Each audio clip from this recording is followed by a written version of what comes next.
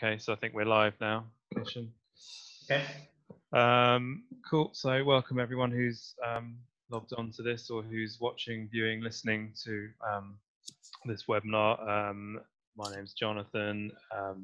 We're a law firm called the Jonathan Lee Network, which is made up of a retained team of lawyers in Haywards Heath and Mid Sussex, and then we work alongside a bunch or network of experienced self-employed solicitors with different specialisms. One of whom is Kishan, who's joining me today, who is employment law specialist solicitor, who's been focused on that niche for a number of years now and has been particularly busy the last few months during the lockdown period. Okay, great. So we're joined by a few other people now, I think. So I think Sarah Hopwood. Oh, somebody's logged on. Who else? Okay. Hi, Sarah, we can see you. I think there was another couple, but I'll leave Andreas to manage that. So, yeah, just saying that we're joined with Kishan here today, and we're just going to run through a few common topics about employment law, and particularly in the current economic climate. And then if you've got any questions, please add to the chat or the Q&A function, and then we can bring them up and mention them to Kishan. But yeah, so I'll start off. We're just going to have a pretty open interview format and just get Kishan's thoughts on general employment law issues and what he's been working on recently as well. So yeah, there's a lot of talk at the moment, Kishan, and we've experienced ourselves as well, working alongside you, companies making redundancies at the moment, given the difficulties they might be facing, as well as maybe because of the furlough periods is coming to an end. So just to start off, I was wondering whether any particular common issues that you've been experiencing and the common queries you get from companies, particularly the employer, in terms of wanting to make redundancies and why they might be doing that, and the main things they need to bear in mind if that's something they're going to be doing. Yeah, sure. Well, first of all, good afternoon, everyone. It's great to be joined by you, Sarah. Thanks so much for joining in. Yes, as Jonathan has mentioned, I'm an employment solicitor, as well as commercial litigation solicitor. I do some stuff with Jonathan Lee at Jonathan Lee Network. So yes, Jonathan makes some good points there. I guess to start off with is that the coronavirus job retention scheme closes on the 31st of October 2020. So from the 1st of July, employers can bring furloughed employees back to work for any amount of time and any shift pattern, as we know. So that's the latest update from the government. And from the 1st of August 2020, so from the 1st of this month, the level of grants will be reduced each month. And so to be eligible for the grant, employers must pay furloughed employees 80% of their wages, up to a cap of £2,500 per month for the time that they're being furloughed. And what the government have quite usefully done, if you look on the website, is that they've given sort of a timetable for the changes to the scheme. And wages seem to be proportional. Wage caps are proportional to the hours that an employee is furloughed. So, for example, if an employee is entitled to 60% of the £2,500 cap, they have to be, if they're placed on furlough, they have to spend at least 60% of their usual hours working. So it's based on a 60%, it's proportional to the hours worked. So generally speaking, we've had July where it was government contributed 80% of up to £2,500 of the monthly salary. In August, we saw that continuing trend up to 80% of the £2,500 per month. In September, that's going down to 70%, so it's up 70% up to £2,187.50. And from October, it's 60% up to £1,875 contribution. So there has been a shift in emphasis, and of course, government's slowly getting rid of the scheme, which will close on the 31st of October 2020. So what I've seen, having worked with on files, employment cases, especially representing employers and employees alike, is a general trend is people are preparing for the 31st of October 2020. Almost sounds like Brexit Day, but it's Coronavirus Job Retention Scheme End Day, and I think that's going to affect a lot of businesses. And of course, we're seeing a lot more redundancies taking place, a lot more companies looking to restructure, a lot more settlement agreements where companies are entering into settlement agreements as a result of the situation they're in, to allow staff to leave earlier without having to follow a redundancy consultation procedure, and they get a severance payment, pretty much a severance package. So businesses have found that sort of as a useful tactic, useful tool to cope with the financial difficulties. And of course, employees are also coming to us with various settlement agreements and various opportunities to negotiate and renegotiate their packages. And I've been involved in the negotiation, both from the employer side and the employee side. And the redundancies are taking place. And as you know, redundancy is a genuine one of the genuine ways to dismiss an employee. But of course, it has to follow a fair process, a fair procedure. And although it's a fair reason to dismiss, it has to follow a fair procedure. And a lot of employers could fall in the trap of not following that correctly. And generally speaking, the law is that if you're employed for more than 2 years, then you're eligible to bring an unfair dismissal claim against your employer if a fair process is not followed. Of course, if you're employed for less than 2 years, then if you don't follow a strict fair process, then you won't be liable for an unfair dismissal claim. But I have successfully brought breach of contract claims in the employment tribunals where there's been a really bad procedure followed by the employer to the point where they've broken the implied term in their contract of mutual trust and confidence. And of course, that's a big risk for employers. So we're generally advising clients to be very careful in the kind of procedure they follow. We would generally say that you should follow a very, very good process, where there's a series of consultations and a series of follow-up letters, and everything's documented if the employee is over 2 years. And if the employee is under 2 years, then to follow a generally a good process to dismiss an employee. And that's the sort of things I've been advising on, Jonathan, recently. I was just wondering, related to that, so talk about the furlough scheme. What I'm guessing that if somebody's away on furlough and they're not allowed, effectively not allowed to work or be in the office, how does that, if an employer is thinking of making that person redundant, I presume they have to end the furlough period first before that person then can be made redundant, or how do they deal with that sort of following the relevant process and procedures if somebody is currently on furlough and away from the office? Is there sort of two separate things that they need to deal with? They need to end the furlough period first before then dealing with the redundancy sort of consultation and procedure? Yeah, not necessarily. I mean, an employee can still be on furlough, and in fact, it's probably better they're on furlough, because the whole purpose of a redundancy is that it's done for usually employers and businesses rely on the fact that it's an economic reason. Because of financial difficulties, because of the coronavirus pandemic, that they're looking to make staff redundant, and of course they're going to put them on furlough because they at the moment they may not be able to pay their wages.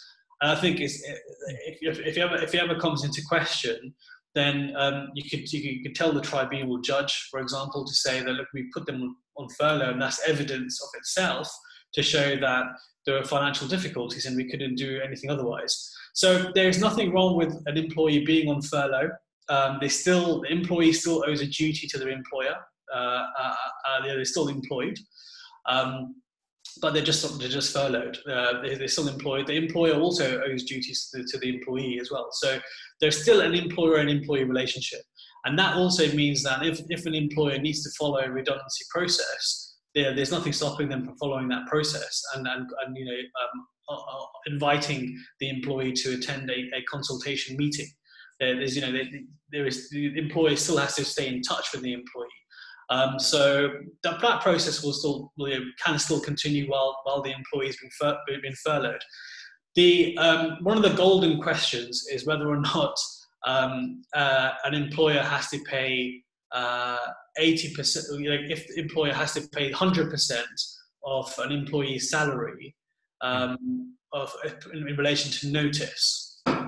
So, what notice do we pay when an employee, if you have to dismiss an employee while they're on furlough? So, some employment lawyers and practitioners have said you can pay 80% is fine. If it's sufficient for the government to pay 80%, and that covers a notice pay. And some practitioners have said no, you have to pay 100% of because you're contractually obliged to pay 100% of the notice pay.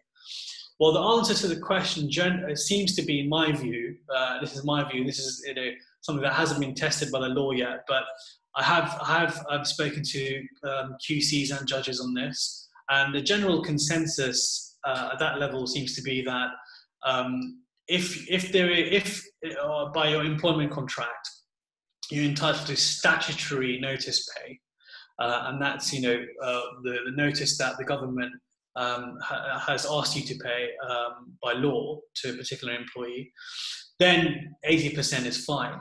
But if there is contractual notice pay, and that is something that's beyond the statutory notice, then you have to pay 100% of it. Okay. So that's the general consensus and view on that, and that's quite useful. I imagine most employment contracts will be clearly set out. It'll be contractual notice period. Is that right? Yeah.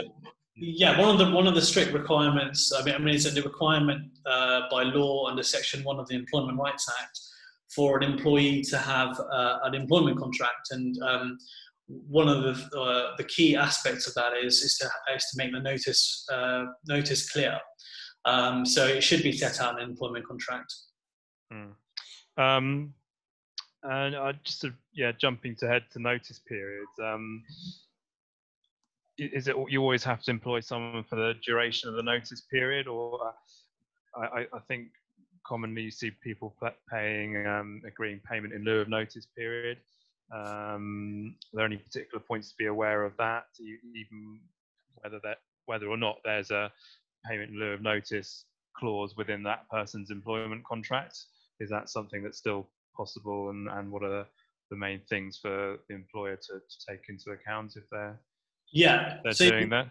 Yeah, sure. It's a good question. So generally speaking, you can pay an employee in lieu of notice if there is what we call a pile-on clause and an employee's employment contract. In the absence of a clause, if there is no clause, then you can do two things. You can either agree mutually with the employee in writing that you're agreeing to pay in lieu of notice, and as long as both parties agree, then that's fine. And generally, employees won't really go against that because they'll rather be paid in lieu of notice and get on and try and find a job. Or you could if you enter into a settlement agreement, it can be part of the settlement. Because the settlement agreement is effectively a contract between the two parties where, you can agree payment in lieu of notice. So yeah, that deals with that point. Okay. So we talked about sort of unfortunate situation where there is a genuine economic reason and then companies need to make redundancies.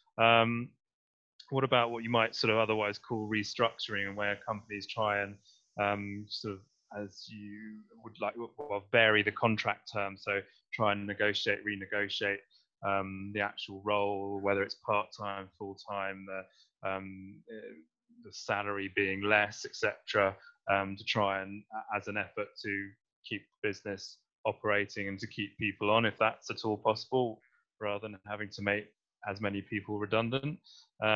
is that something where solicitors, where you might get involved, or is that something that's less common that you'd come across? Yeah, there is a fine line between redundancies and restructures, but generally businesses have the opportunity to restructure as opposed to make employees redundant. We can advise on restructuring in terms of the legal process and making sure that it's done in the proper way. So restructuring is quite a broad term. It could mean restructuring an employee's particular job title. And that would be, as you say, has to be agreed. It should really be agreed mutually between the employer and the employee. And usually it's done by way of a variation of the contract of employment. Generally speaking, in the current climate, given that employees would find it hard to find another job in any event, not least because of the competition in the market for jobs, because so many people have been made redundant. But also because there's not many businesses hiring. Usually employees will be willing to, in my experience at least, have been willing to accept a drop in their salaries and have been willing to accept alternative roles, with a view in the future to perhaps, maybe increase their salary. The way that I've helped companies restructure either roles or restructure departments is, we've gone through a negotiation exercise with these employees in terms of relabeling the roles or restructuring their particular salaries and restructuring their responsibilities.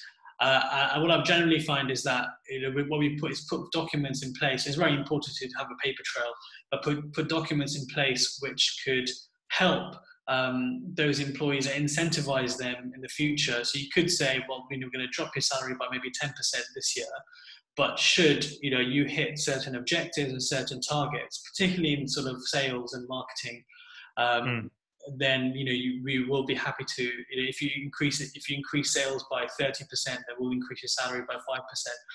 Generally we've seen sort of those sort of negotiations take place. It gives employees comfort. Knowing that they're sort of secure in their position, that there's sort of light at the end. Yeah, of the needs to be some upside, some positive as well to go alongside it, I guess. Makes sense. Yeah, I've seen a question from Sarah that I might as well put to you, Kishan. So sure. I'll read it out.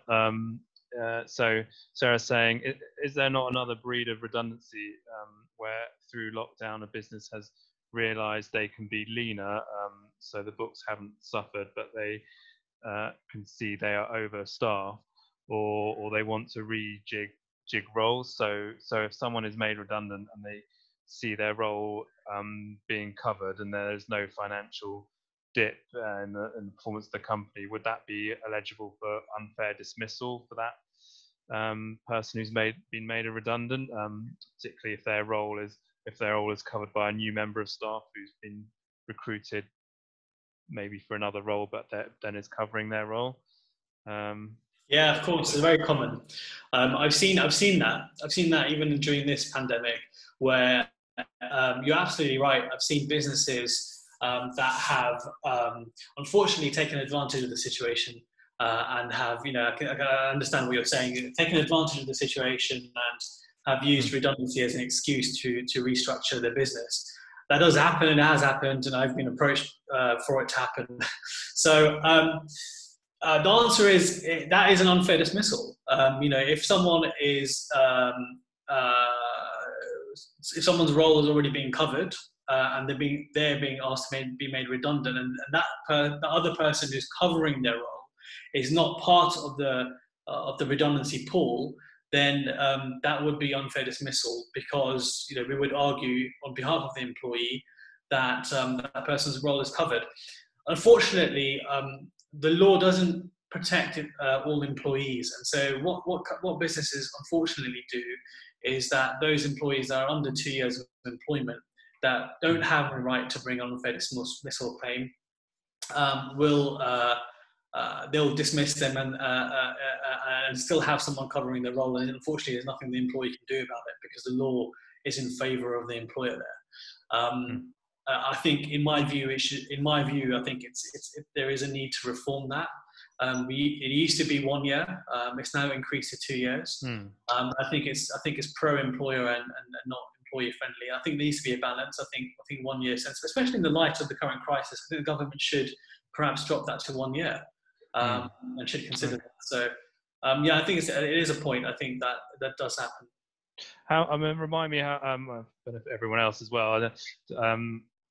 How does the redundancy payout or and/or payout relating to unfair dismissal work if you've been employed by the employer for a number of years? So you've been there 2 years, you can make an unfair dismissal claim, and the payment relates to years of service following that. Or am I getting redundancy and unfair dismissal mixed up there? Yeah, that's okay. So let's split that up into two parts. So dealing with the first part in terms of redundancy, the way that there is a calculation used. I think for people that it's a complicated calculation. It uses your length of service.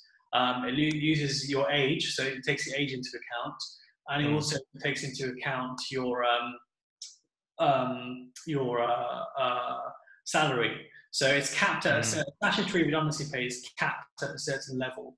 So basically, the general rule is that the amount of the payment is calculated in the same way as what we call the basic award in unfair dismissals. Is according to those three factors: the age, the length of service, and it's usually a week's pay, and it's subject to a statutory limit. Okay, so the best thing to do is use the online government calculator, which is what I use.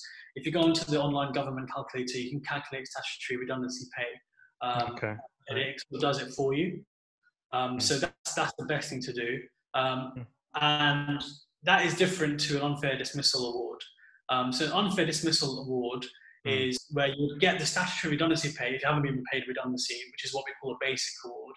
But on top of that, you would get the loss of your loss of earnings in the future. So what you would have earned had you carried on working there. And generally speaking, if you end up getting another job, say in 2 months' time, which is at the same level of salary as your only last job, or it's at a higher salary, then you can only claim for those 2 months, because only for those 2 months you didn't have the benefit of the salary you were on before. So that's what your future loss of earnings are. And it's usually from the date of your dismissal up to the date of your tribunal hearing. Plus anything after the tribunal hearing, should the judge think that you're still going to be unemployed for a longer time. Now, what's interesting is that future loss of earnings, you usually see that between 3 to 8 months at the most in terms of future loss of earnings, because generally the judges would believe and would think that you would be able to secure a new job quite quickly. But in the current market, you'll be able to put forward arguments to the judge that in the current climate, it's very difficult to get a new job. And so I probably would be seeing those, and I have been seeing those future loss of earnings being a lot more higher than they were before. So one way or the other, particularly now, it could be quite a large payout if you don't get things right, even from procedural point of view, for an unfair dismissal claim. I don't know whether you can give any examples of sort of recent unfair dismissal cases, without giving any identifying information away, of course. But obviously, just so we can get an understanding of the type of situations you come across. Well, quite interesting. Coming across very different situations. All the cases I've been getting have either been settling because of redundancy and potential unfair dismissal issues, or they've been sort of in the queue in the employment tribunal, and there's a very, very big queue right now, both the employment tribunal and the courts. And unfortunately, the courts are significantly under-resourced, as are the employment tribunals. And my hearings have been sort of postponed until the end of 2021. I've got one hearing at the Wow. beginning of 2022. So the Crikey. access to justice has been pretty much Yeah. limited. What percentage of claims do you reckon sort of settle before, or what percentage of claims rather ever get to the employment tribunal? Generally, I think from my own experience, probably about 60% of cases will go to the employment tribunal, about 40% might settle. Okay, but that's so, maybe the nature of the cases you're working on. Yeah, it could be the nature of cases work, and some will settle quicker than others. But yeah, I've been doing some cases on unfair dismissals. I've been doing general unfair dismissal cases where redundancies haven't been followed properly. And I've had one case where there's been a disability discrimination case under the Equality Act, where an employer dismissed an employee because they refused to go to work because of shielding. Oh, right, okay. And the government required them to shield, and the employer required this person to attend work. Okay. And didn't put them on furlough, and dismissed them without much of a process. And that's quite a straightforward disability discrimination case, and that's an interesting one. I've had a lot of I do commercial litigation as well, and there's a bit of a crossover here because I do directors disputes, and I do shareholder disputes. So we're seeing a lot more directors unfortunately falling out with each other as well, and shareholders with each other because of the financial difficulties that companies are facing. So as a result of that, not only it's sort of two-pronged. So you not only get potential claims in the employment tribunal for unfair dismissal and unlawful deduction of wages, perhaps, but you also get a claim in the county courts where there's been breach of fiduciary duties and there's been general breach of contracts. And then there's been what we call unfair prejudice petitions, where minority shareholders are being bullied by majority shareholders, and you're in the position to court. So there's been those kind of cases I've been involved in as well. But there's been a bit of an overlap. I'm just going back to where you mentioned the redundancies and unfair dismissal claim because the redundancy process not followed properly. What are the sort of common mistakes that you see employers make when they're not following the process, where you can then pick up on something and in the employee's favour? Yeah, generally the mistakes that employers make is not doing a proper consultation, not sending out letters before a consultation and after a consultation.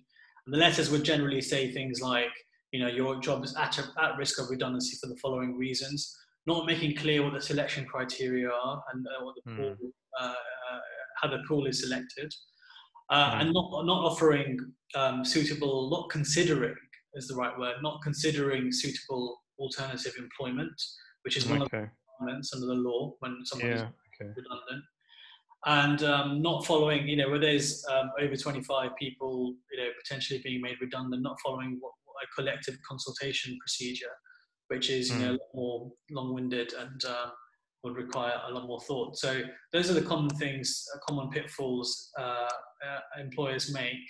And I think one of the other ones that we kind of identified earlier is that when there's an employee that hasn't that's performing the role very similar to another employee and hasn't been part of the redundancy process and pool, then that's an employer has to identify that and consider them as being part of the pool. Otherwise, there's going to be a clear claim. I'm always, again, because I'm not an employment law specialist, or we just pass the work on to you, Kishan, rather than get involved ourselves. But there's also employees can make a claim for wrongful dismissal as well as unfair dismissal. I don't know whether you can just briefly touch on the distinction between those two and when wrongful dismissal would be relevant. Yeah, sure. So wrongful dismissals when an employer has dismissed you without notice. So it's when notice hasn't been given, Okay. and where you haven't been paid notice pay. So that's the difference between wrong. That's the only. Okay. So that's pretty straightforward. Then it's just quite straightforward. that one So time when circumstance. Yeah, that's right. That's the only time we're going to bring a wrongful dismissal claim. Unfair dismissal claim is when we're arguing that the dismissal itself has been unfair. Either the process has been unfair or the reason for dismissal has been unfair. Which is obviously the majority of cases, where you've got an employment tribunal claim. So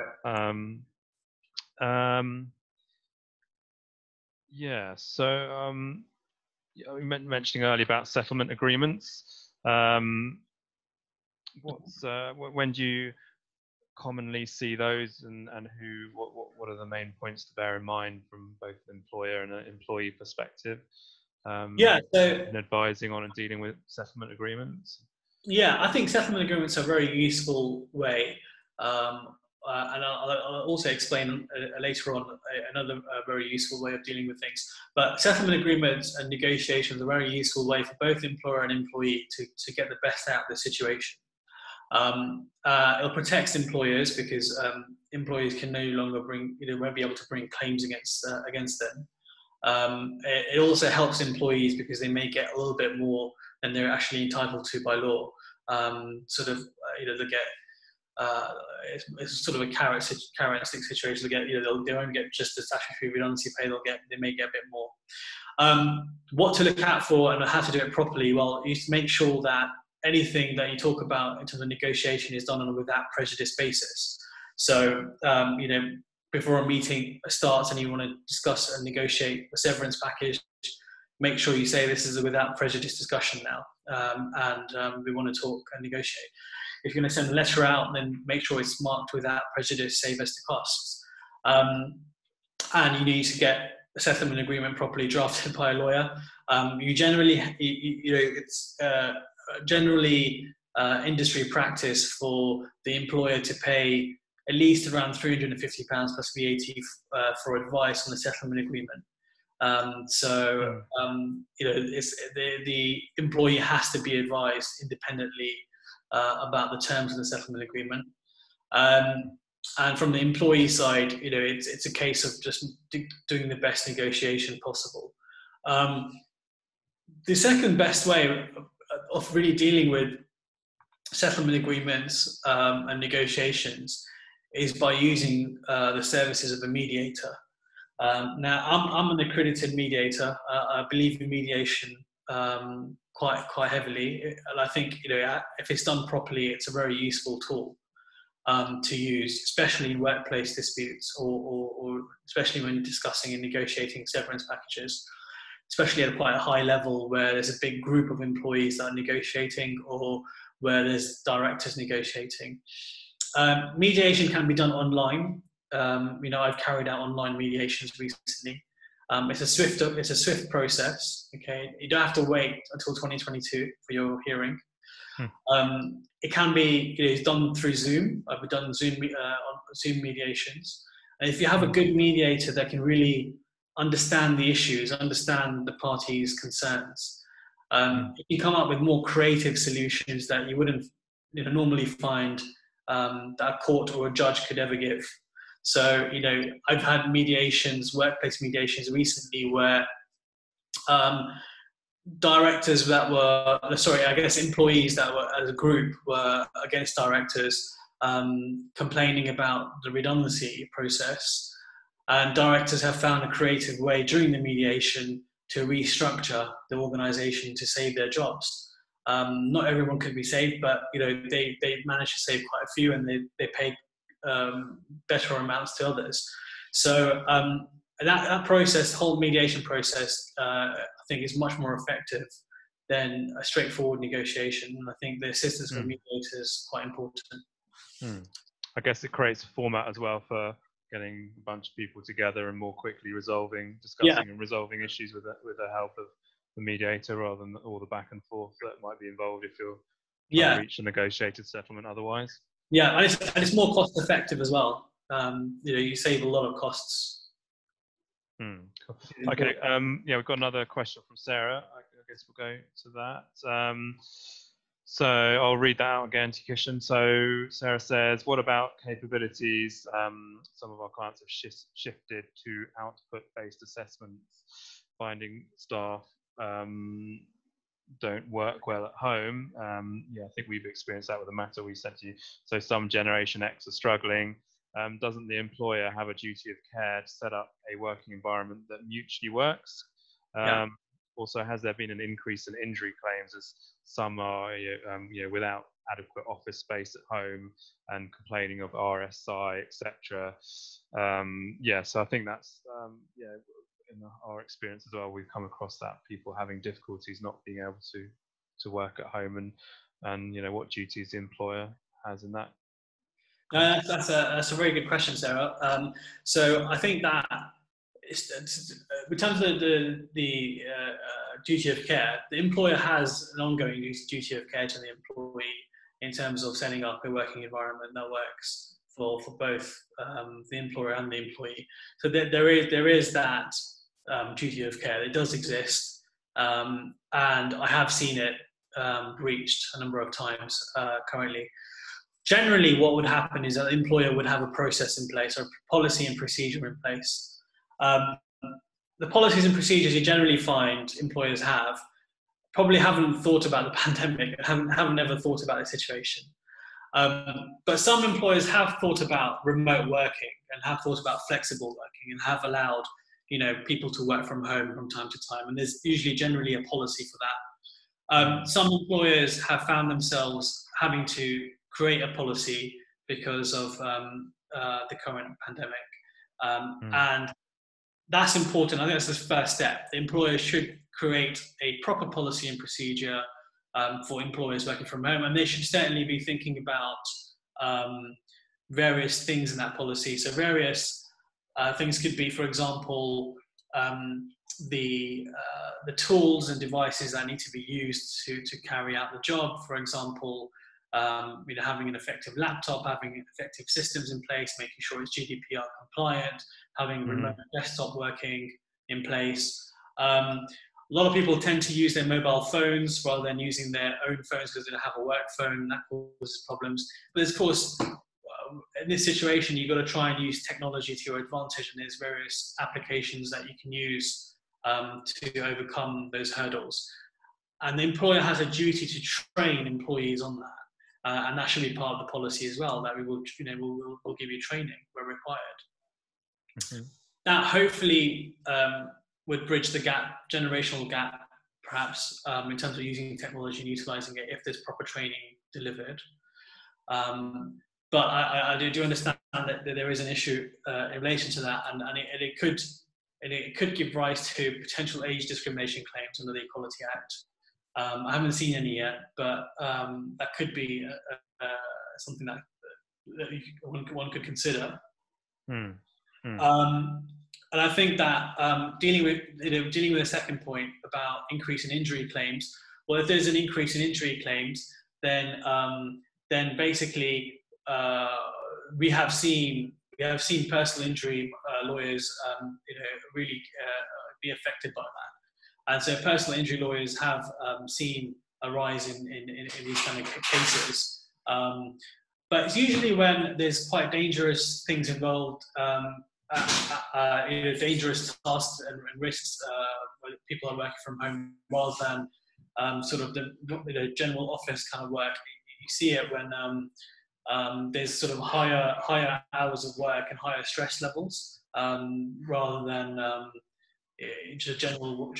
So it all comes down to the duties and responsibilities. But I think that the key thing there is also monitoring and supervising. I think because you're working from home, you're not closely monitored, you're not closely supervised, and that could lend itself to potential arguments about personal injury because of stress. Usually it's related to stress. So usually personal injury is related to stress and anxiety and potentially depression.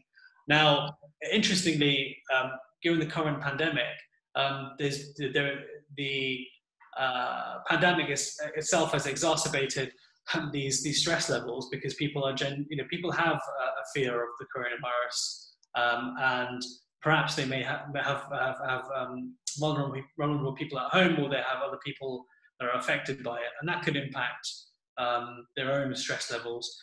So a lot of employers haven't been perhaps cautious about that, or haven't thought about that, haven't sympathised with that. So that of course lends itself to arguments. What an employee could do is they could raise a grievance, of course. So that's the tools they have at their disposal, is raise an internal written grievance to deal with these issues. If there's no training given and if they're concerned, then they should be raising grievances, and the employer should be addressing them fairly. And again, I would emphasise the fact that it's perhaps very important to get workplace mediators involved as well to resolve any potential.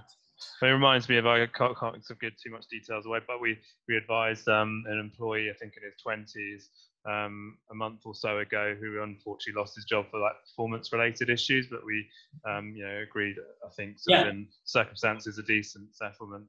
But I mean, he was in that particular example.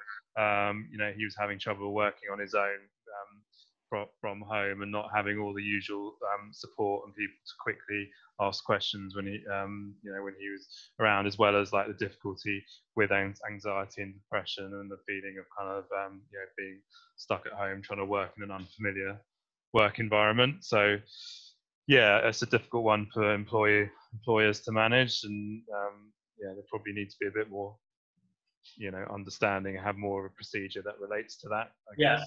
I know Sarah's asked a question about what the policy is called, but there's no particular, I don't think there's a particular word for it.